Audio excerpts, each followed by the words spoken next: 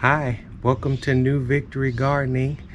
In this episode, I'm going to explain what I meant when I said, if you plant these, you will not starve.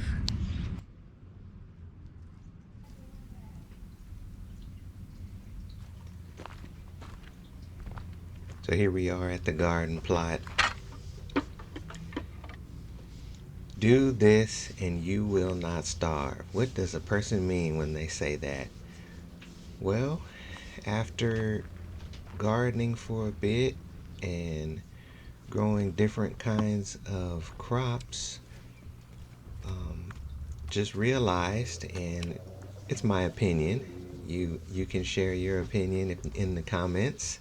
It would be great for this concept, right? Of what simple things can you do at home to guarantee just a bit of food security for yourself or to greatly help yourself. A great example is when things shut down for the pandemic, people rushed to the store to get some of the necessities of life, water, certain canned foods, um, toilet paper. Actually, I say that as a joke. Toilet paper is not one of them, but would have been great if you just had that stock at home and you wouldn't have to get so many things from the store. And so here's my theory. There's several crops that you can plant, and if you kind of have them on hand, either frozen or canned or fresh, they're so nutrient dense and nutritious that you pair them with, a simple source of protein and you won't starve.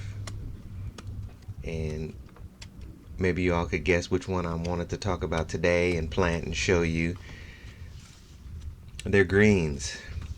And so the reason why I say greens, and they could be mustard greens, they could be collard greens, there could be kale, um, and there's various forms in each of those families.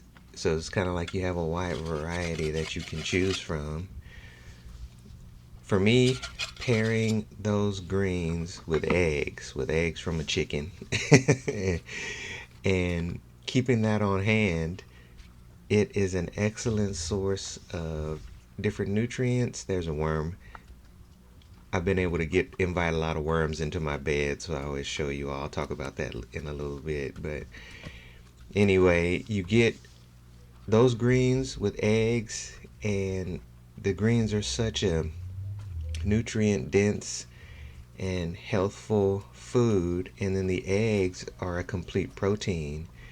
If you're vegetarian or vegan, you can option that, right? So there's um, a number of complete proteins. So greens with quinoa, or I think soybeans have a complete protein. There's some other complete protein sources.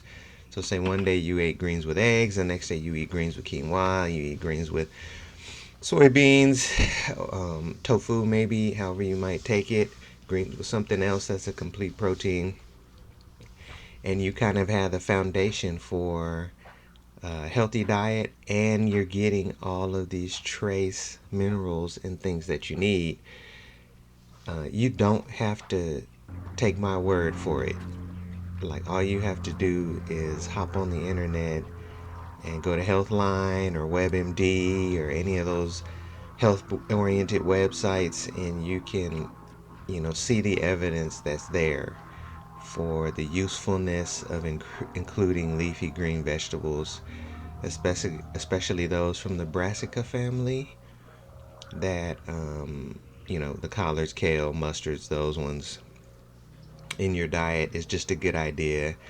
Actually, I'll even say, believe it or not, I actually heard Martha Stewart say the same thing in one of her videos that I watched. She said she tries to include some kind of leafy green either in a shake or something every single day.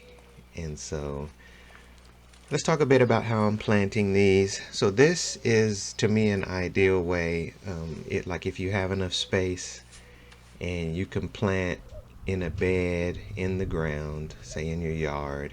It doesn't have to be in the backyard. It can be in the front yard. It can be on the side yard.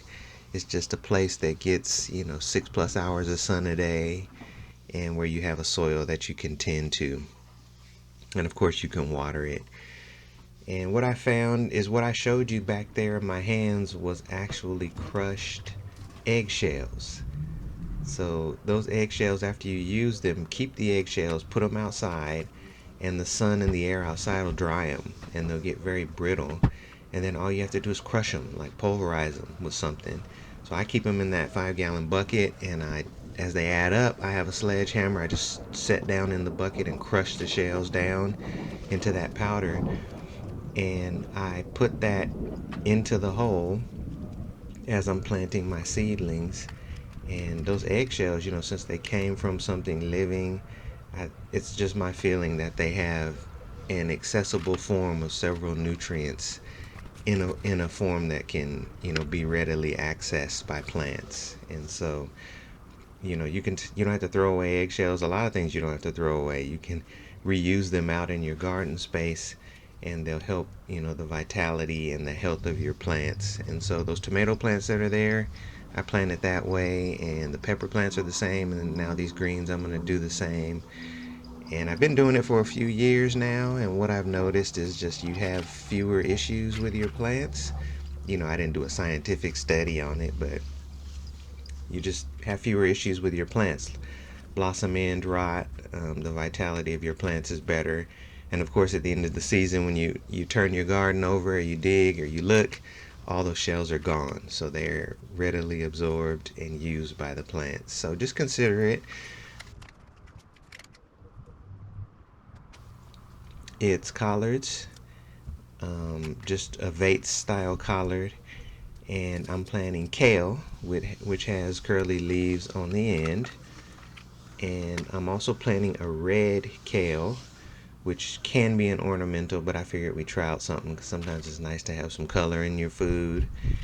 And I'm planting what we call dinosaur kale, or what is it, lacinato kale, which is the real tight,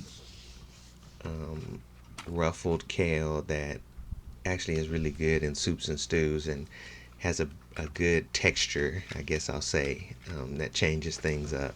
And so those are the different ones. It's great because in the family there's lots of variety. So you have variety in the shape and size of the leaves, you have variety in the texture of the leaves, you have variety in the color, and they're all super healthy. And furthermore, the reason why I say plant this and you will not starve is the plants are very hardy.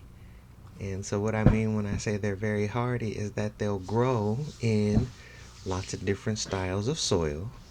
They'll grow in lots of different places.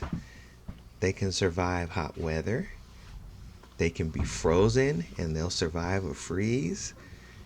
And they just produce. And so where I am in Northern California, they'll grow through the winter and they will produce first thing in spring.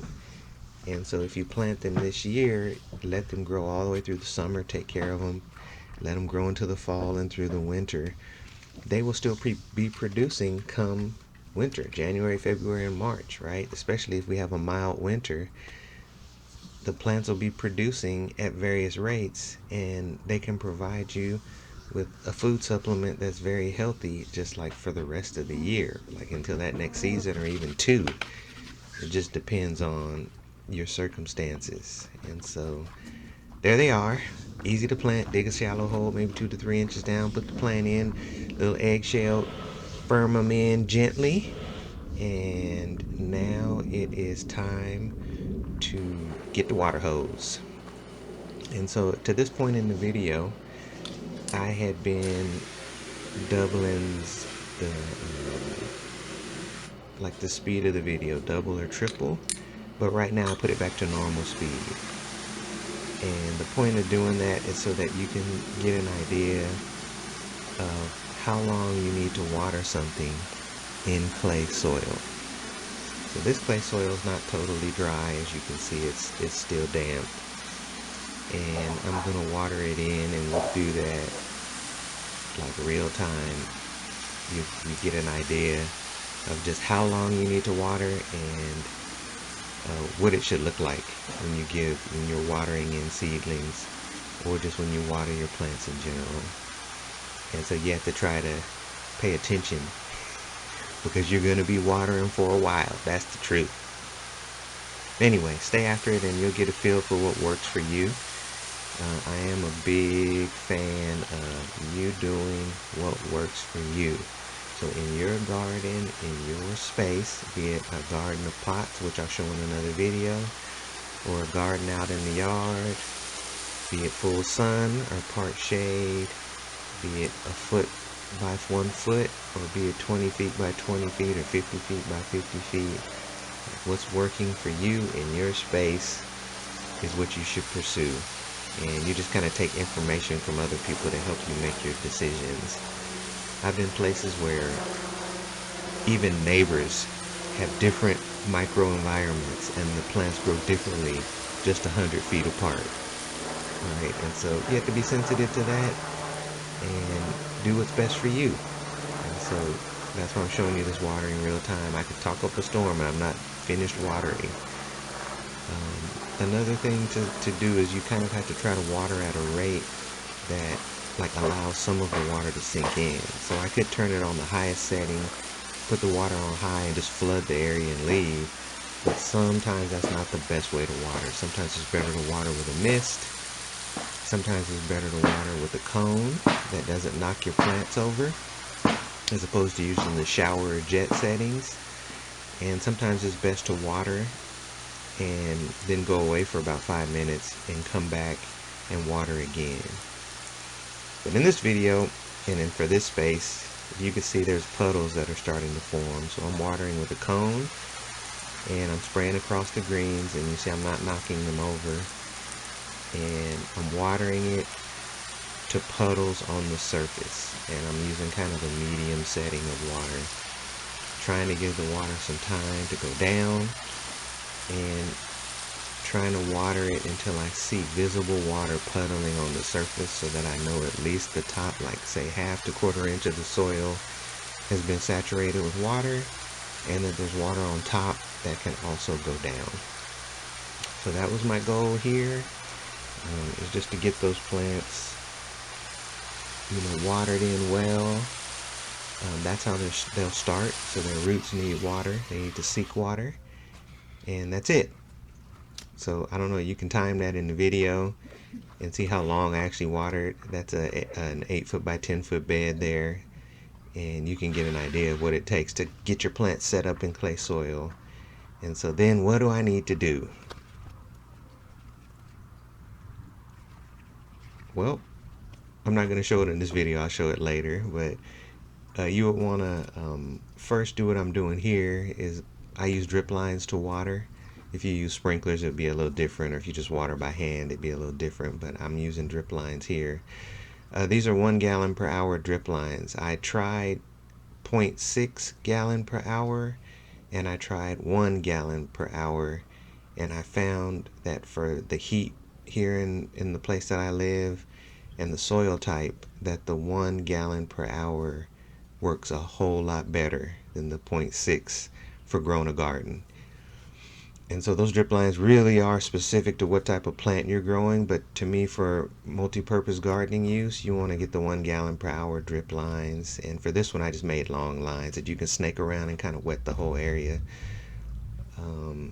And so you have to set these lines, because the goal is to set these lines kind of as close to the base of your plants as you can get, and kind of check them. So turn the system on, make sure it's watering appropriately, make sure all your plants have coverage. So you'd like to have a drip emitter within maybe 6 inches of every plant's base. And if you can, like I did, make a line there that goes right up the line of plants, and then you can circle back to support plants that you might have missed and wet the whole area. And so you set these lines, and Once you get them down and you check them, mulch. I cannot underemphasize the importance of mulch and using mulch. And either you can make some at home, or you can go and buy some when it's on sale for $2 a bag. But you would want to cover your drip line with mulch, and that creates a great soil atmosphere. So a great interface at the soil surface, the clay soil surface, with the mulch. Microbes love it, worms love it, and your plants benefit greatly from having those in a healthy environment. And so I can't recommend using mulch any high stop. It's one of the best things you can do. It's like, if you were to ask me, and just one thing you could do to improve your garden living here, use mulch. And so that'll be my next step. But for today, I'm done. So grow these and you will not starve. A concept for food security that's really simple and straightforward. Thank you for watching. Please like and subscribe, and I will see you on the next video.